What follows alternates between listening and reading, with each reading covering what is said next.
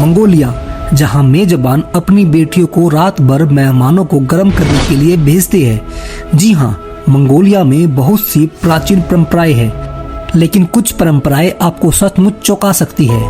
कल्पना कीजिए कि आप एक दूर दराज के घर में पहुंचते हैं और गर्मजोशी से हाथ मिलाते हैं और आपको चाय के कप की बजाय आपको लड़की परोस दी जाए, तो कैसा रहेगा? मंगोलिया के लोगों के लिए यह आसान नहीं है कि वे अपनी बेटियों को रात भर मेहमानों को गर्म करने के लिए भेजें, लेकिन अजीब अतिथि प्रथा और आश्चर्यजनक रीति रिवाज के चलते ऐसा किया जाता है। मंगोलिया में मेहमान का स्वागत करने के लिए अपनी बेटी और पत्नी द्वारा मेहमान का बिस्तर गर्म करने की यह परंपरा काफी लंबे समय तक चली आ रही है।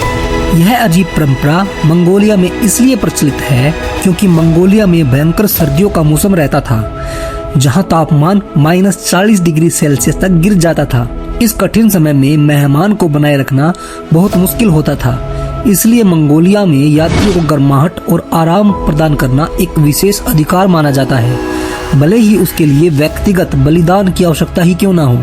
अपनी बेटी और पत्नी को यात्री को सौंपना यात्री की भलाई समझा जाता था। यह प्रथा शोषण पर आधारित नहीं थी, बल्कि अच्छे स्वागत और व्यवहार का एक प्रतीक मानी जाती थी।